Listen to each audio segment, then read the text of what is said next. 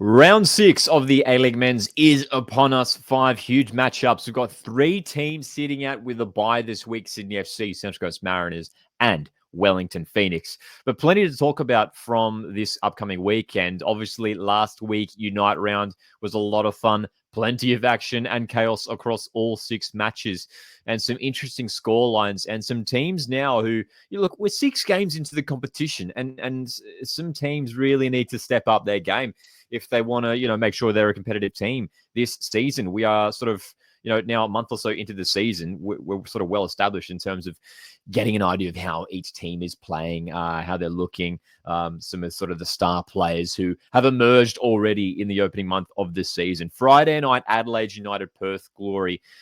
Generally a chaotic match. These two teams have played some incredibly entertaining matchups over the years. We remember back to 2019, that year that Perth Glory made it to the grand final and hosted the grand final. That semi-final beforehand that had that penalty shootout.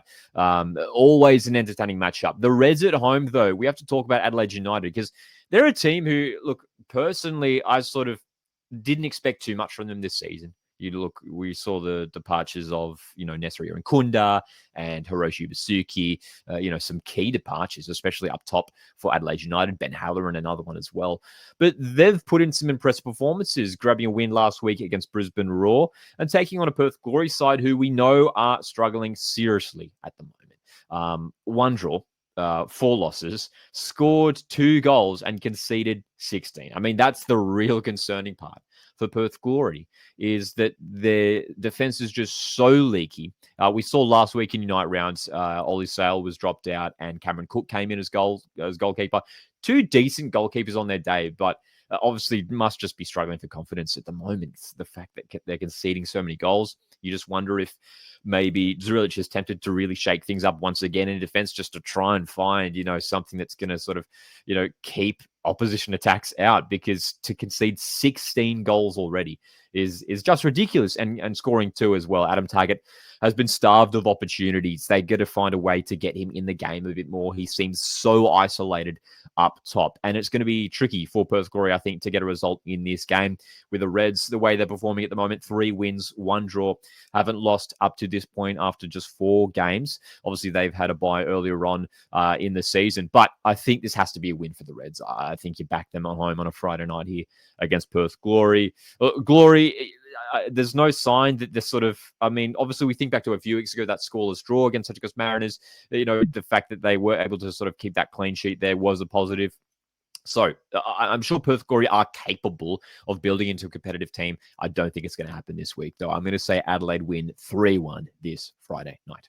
Saturday, we've got 3 really entertaining matchups on Saturday. Auckland FC, home once again. Obviously, it's really fun watching the Auckland games, the home games at the moment. The crowds there have been fantastic.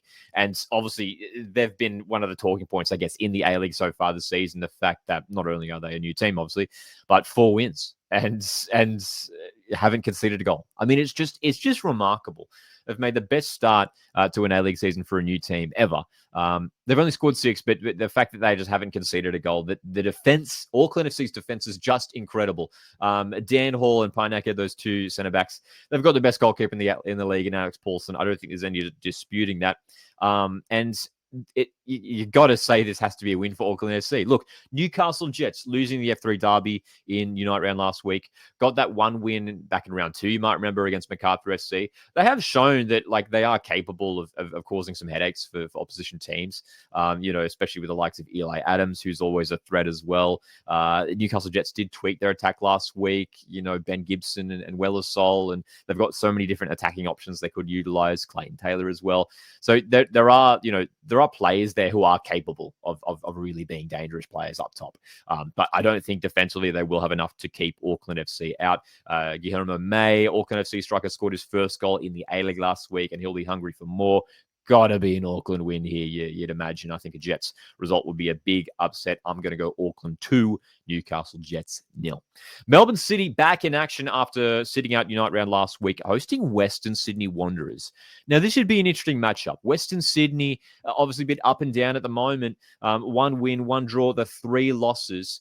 11 scored, but 12 conceded. Obviously really disappointed with that Sydney derby result last week, losing 4-2. They'll be eager to bounce back. But, we shouldn't forget just a few weeks ago, they defeated Newcastle Jets 4-1. Again, one of these teams who you look at those, especially those attacking players, and there's some quality names there with the likes of Borrello, Sapsford, Juan Mata. Obviously, there's a lot of talk around Juan Mata at the moment, how he fits into the Wanderers setup.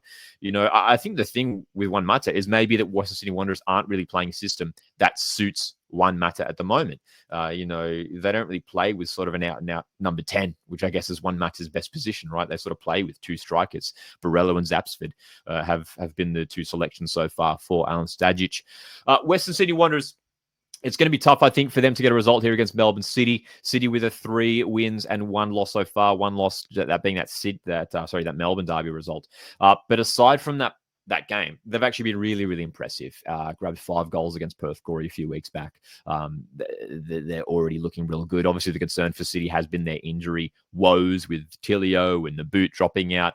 But Leckie looks like he's coming back into the fray. So I think they do just have enough depth to remain a top team in the competition. And I think should be too strong for Western Sydney. Could be a fun game, though. I mean, we remember to last year. This was that game where Melbourne City won, 7-0, wasn't it? Over Western Sydney Wanderers. So I don't think we'll see that big of a score line. I'm going to go 3-2 for Melbourne City, but I do think City once again get the win here. So the home wins are sort of the trend at the moment for our round 6 predictions. Macarthur FC, Brisbane Roar, 2 teams who maybe have had poor starts to the season. Macarthur with the 2 wins, 3 losses. Of course, we shouldn't forget that 6-1 loss on the opening day of the season. And Brisbane Roar, who currently sit rock bottom of the ladder, 4 consecutive losses to kick off the season. Roar, again, another one of these teams who, we're going to say it again, I've got the personnel with someone like JSJ conducting things in midfield.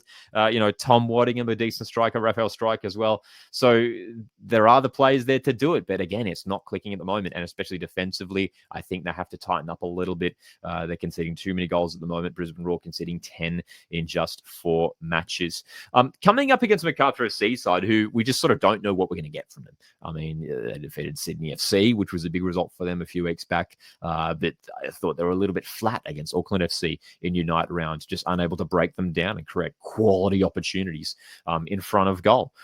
This could be an interesting game, I think, for Brisbane Roar. They'll be eyeing this one off, looking at Macarthur FC, and I think they'll be backing themselves to maybe grab a result here against the Bulls. And I think they will. I think this game will end a draw for me. I can't see Brisbane winning it in the end. I think Macarthur do have enough quality, but I'm going to say a draw. I'm going to go for a 1-1 draw between these 2 teams, Macarthur FC, Brisbane Roar. I mean, 4 losses really need to get their season on track with a result here. And it would be a big one away to Macarthur FC, that's for sure.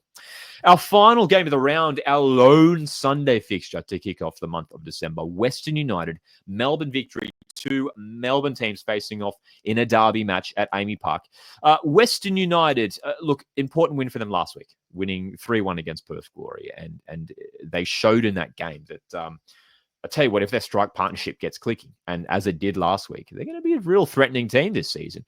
Noah Botic, he provided 3 assists last week for Western United, and Hiroshi Basuki, already 3 goals this campaign. I was a little bit skeptical about Western United heading into this season, looking at the quality across the park. Is it there?